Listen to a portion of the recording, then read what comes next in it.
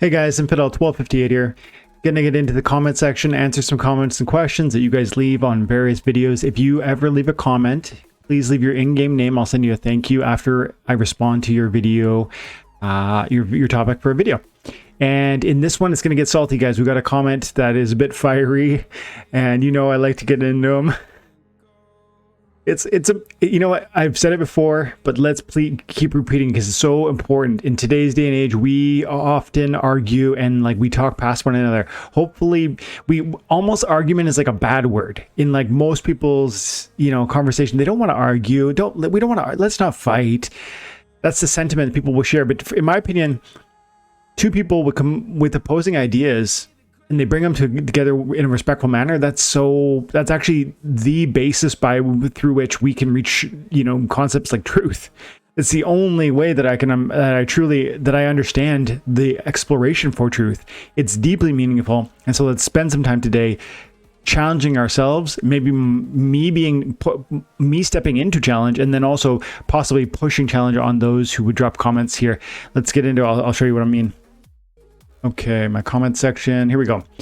So Andrew, I think Tiralt said, Splinterlands' obsession with making DEC a peg value has led to the death of the game. That's a very controversial comment, so I want to take note of that, but we'll keep going. It serves no purpose, and it has gutted the people who bought in high and will have no opportunity to recoup that loss. Move on to better games, in my opinion. So, and maybe before we go in, GFI Gaming, who is a regular commenter, says, it's no one else's fault if you buy during a bull run and don't do your research what that means before you invest. I don't know about better games, but this may not be the game for you if you aren't good at doing your research. So that's a bit of I'm going to say I don't necessarily disagree, but I'm going to take a step back and try and approach it from a cooler head. So I obviously disagree with Andrew, but let's do so in as best we can, a respectful manner, so that hopefully he and anyone who wonders and thinks the same things can perhaps receive some sort of, a new angle and a new interpretation of kind of the situation. So Andrew's got some serious concerns. He's fired up about the fact that Splinterlands is quote unquote obsessed with making DEC a peg. I would state to you first, Andrew, that DEC was always intended to be a peg coin. And so it's not as if there was some sort of new kind of sneak attack where they decided that they're going to turn it into a stable coin. It was always intended to be an algorithmically inflated stablecoin.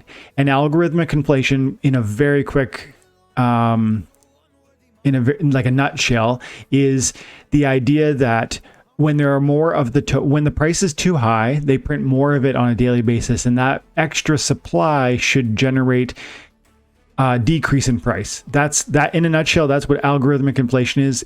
When the prices are high on DEC, it created more, and that was supposed to pull the price down, but it didn't work during the SPS airdrop because of the fact that people wanted to hold DEC in order to receive SPS airdrop points. So it was always a peg.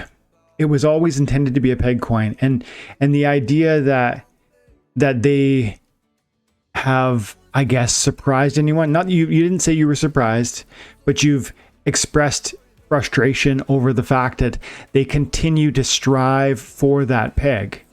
But that's always been their target. And so it shouldn't come as a surprise. It shouldn't even be frustrating that they continue to move toward the goal they've always said they're moving toward.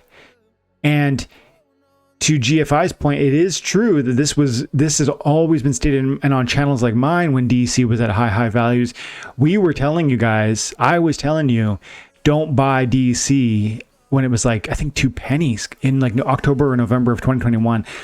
I was writing, don't buy DEC. And if you want, you can go back and see some of the old videos. I think I have 2 or 3 different videos from October, November of 2021. And if you just go into my video content window and you just search DEC or dark energy crystals, you're going to find those. And for what it's worth, they are there. And I said, DEC is way above peg, and this is a stable coin. This is intended to be a stable coin.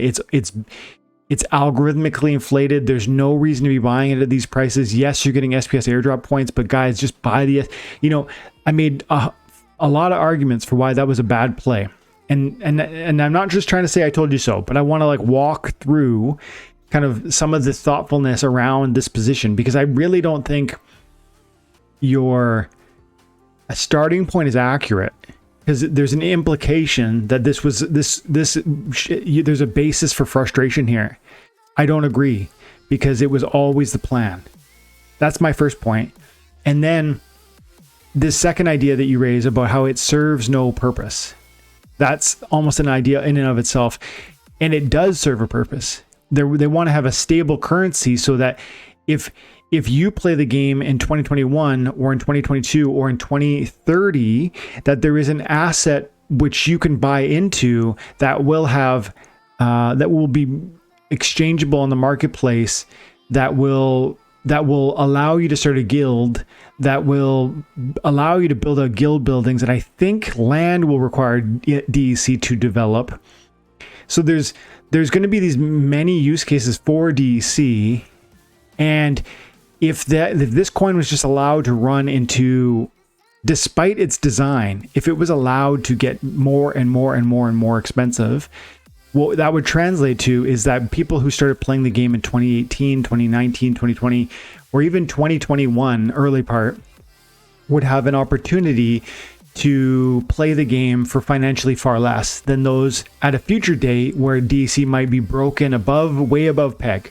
So I hope that's clear. That's they don't want that. They want you to be able to start a guild today and be able to build the buildings that are required to enjoy that component of the game.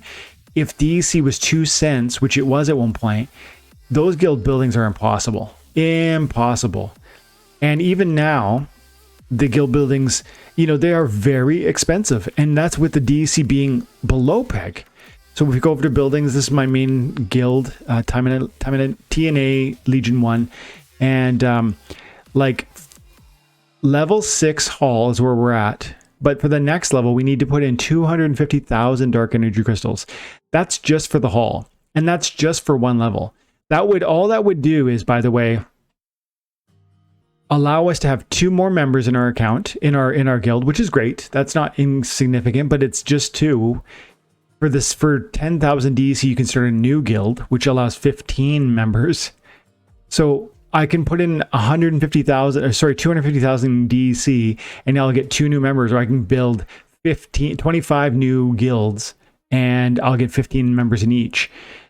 That's not logical unless you're making it like that you absolutely need to make it financially feasible for people to pay these huge fees. Otherwise, they're going to just create like the smallest level guild, and they're going to just experience it from that lower level. They want people to go deeper and deeper into the game. And so this is expensive as is, but if you put this at 2 pennies per DEC, that's just simply not possible. And that's only for level 7, but then level 8's another $500,000 and $750,000 and $1 million. And this is just for the guild hall. And then there's the lodge and the arena and the barracks and the store. Actually, one of these, the lodge doesn't require DEC. It just requires you to play your daily focuses, but the other ones do require DEC. And so the point stands that if DEC is not stable, that component of the game, that window is closed, except for those who are filthy rich or who started early. And that's why DEC has to be a stable coin. And so when you say it serves no purpose, it does serve a purpose. That's the purpose, and it's been it has been explained many times, and I hope this is serving as another explanation to those who don't necessarily know this. Well, maybe you just didn't know that, and you say it serves no purpose. That's a very important purpose, and that allows new players to feel, I guess, opportunity and welcome. And so it is deeply important, actually. And then you say it has gutted the people who bought in high and will have no opportunity to recoup that loss. Okay, well, I guess this one's tough, because I don't see any way around. Essentially, the response has to be, and again, I'm not trying to upset Andrew. I'm not trying to be, you know, cruel for the sake of it, but I don't see any way to answer that criticism except through what GFI said. It's that you need to, when you invest in anything, you need to understand the risks that are associated with that. If you were buying DEC when it was far, far above peg, I don't think you understood the risks of what you were doing.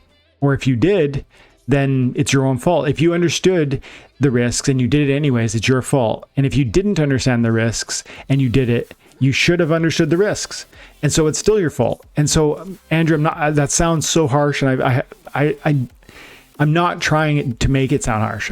I really am trying to educate and inform not just yourself, but anybody else who might move into this space in months to come, because there really are risks with buying DEC or SPS or, you know, packs. People who bought packs in 2021 of October, November, whenever they launched, Chaos Legion packs were selling for $24 because the voucher price was $20. And now they're selling for $2.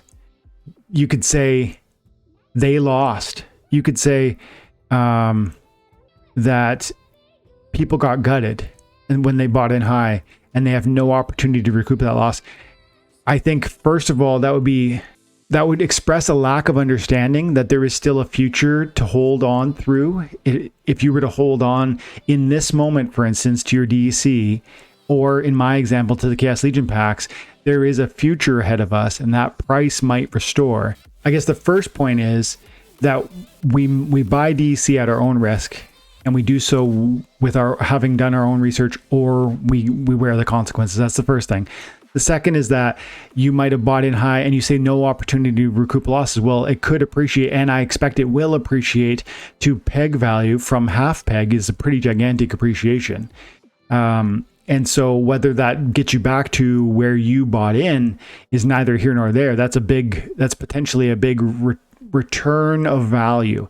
And thirdly, I would say the idea that it gutted people by buying it then, I would argue you bought when SPS was being airdropped to people who held it.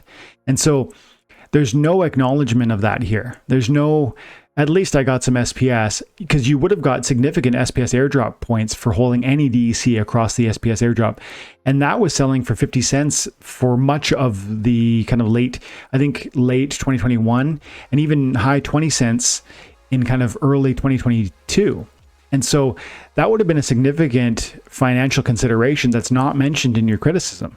And so SPS airdrop points are a factor here, and they should have compensated some degree of any sort of loss you might have experienced. But also, that loss is based on investment choices that we all make. And so, you guys, DEC has always been intended to be a stable coin. It has new means by which that's going to be sustained. And this is actually a really important and critical development in our game. This should be heralded as an example of where the developers are seeing the future of what they need to do to allow playability well into the future. This should be heralded as them having good vision and good understanding of what's needed to make this game still desirable and playable to new players in the coming months and years.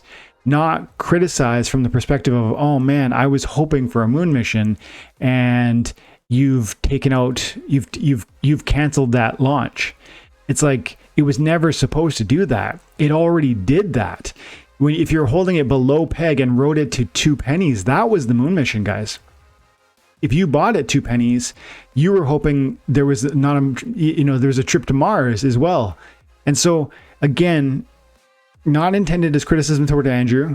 I appreciate all the comments, even those that are kind of critical of maybe this game or even what I might say about the game or whatever, because sometimes it might open my eyes to new things. But I think it's deeply important to cover this sort of conversation, despite the kind of tension around an argument, because it could be deeply informative and educational to not just perhaps Andrew, but also to maybe hundreds of other people who might be who might be wondering about why they do insist on DEC as a peg, or for that matter, who are still kind of thinking, well, DEC went to 2 pennies before, maybe it'll go higher, so I'll just hold on to it and hold on to it. I don't know, man. DEC was always supposed to be a peg. They've always said that. They've always moved toward that. You know, it's never been, for me anyways, and for those that kind of watch the channel regularly, a thing that we buy for long-term investment. It was only ever a thing that we potentially hold for a moment when the SPS airdrop was present, because we understood that value versus the cost of actually holding on to a DC, which was at far above peg for months, I think, for at least weeks and possibly months. And that was always a precarious place, but we perhaps took that risk because we wanted to receive the opportunity associated with the SPS airdrop. And then after the fact, if we get stung by we're still holding the bags, understand that even now you can get peg value for your DEC, right? You can go in here and go into the shop window and you can buy packs and you'll get peg value. And that's 1,000 equals $1 versus the market would give you something like 1,300, 1,400 is $1, something like that. Something like that.